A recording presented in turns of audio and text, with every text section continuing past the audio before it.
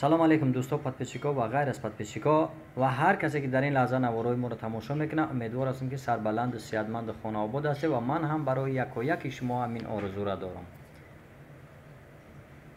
ببینیم صبر ما دسته این اهمیت نمیتیم دلشی میریم.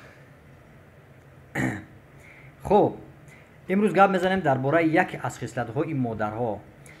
میگن که پدر اگر مرد صغیره نمیشه، اما اگر مادر مرد صغیره میشه. چرا؟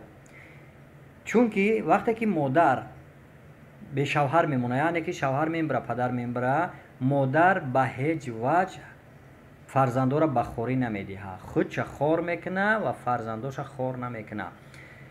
شوهر نمیکنه تا اینکه ملامتی پیانده را فرزندوش نشنوند. خب با تمام سختی ها و مشکلی های زندگی تاباور است و طاقت میکنه به خاطر فرزندوش.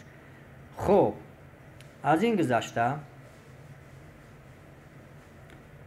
99% مادرها همین خصلت دارند، اما 99% پدرها برعکس. وقتی که زن مرد، یعنی که زنش از دنیا گذشت، در حال خانه نو، خانه دیگر برپا میکنه. بعدن چی فرزندو را فراموش میکنه و اونها را بخوری میدیه و خور میکنه اونها را. عاقبت خودش میره در پیری خور میشود. هر کسی که در این کانال ما مهمان باشه، اگر خواهش میکنیم که همون پادپیسات سکنه، لایک بجقه، اگر تماشامون هم که نکنه پادپیسات سکنه کنی بینیم مانیتیزاسیون ما رو میکنن چی گپ میشوه.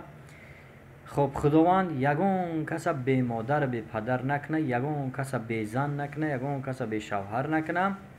خداوند هم مرا در آغوش پدر مادر و در نوازش پدر مادر با مهر پدر مادر کلان و بوایه برسونه شد. برای همه شما تمام خوشی های زندگی را آرزو دارم.